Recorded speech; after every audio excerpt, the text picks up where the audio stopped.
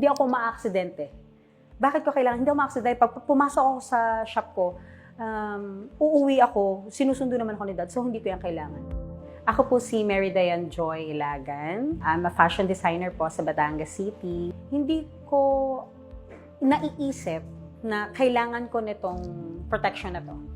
Na which is laging sinasabi sa akin ng mami ko, every day, every night bago matulog, sinasabi na, anak, kailangan mo nito. Isang araw po, galing po ako sa trabaho, pumunta po ako sa mall.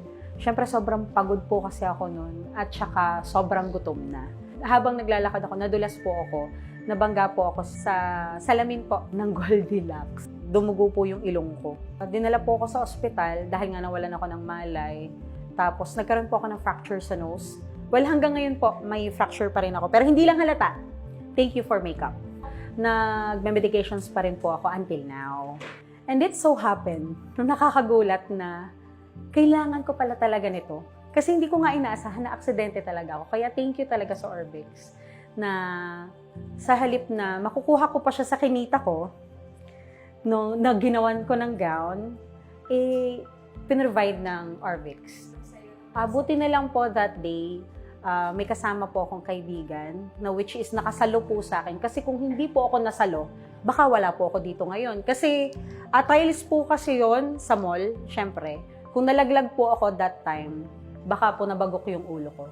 Yung ilong ko lang po na apektuhan kasi bumangga po ako sa salamin. So nasalo niya po ako nung nahimatay kaagad ako nung time na yun. Tapos naipasok po nila ako sa loob ng Goldilocks.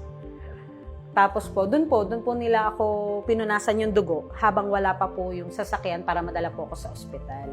Pero yung pagkadating ko po sa ospital, medyo okay naman po ako noon, dire-diretso po, nag-x-ray agad, nakita po na may fracture ako sa nose. So until now, pinapagaling naman po siya. Sobrang thankful ako na ginawa nila ang proteksyong to. Para sa akin, kailangan to ng lahat ng tao. Para sa akin talaga, dapat lahat meron ito. Kasi hindi mo naman masasabi kung ma-aksidente ka o hindi eh. Actually, accidents are everywhere. Para sa akin. Kaya para sa akin, dapat lahat meron ito. Kaya sobrang thankful ako sa OBI.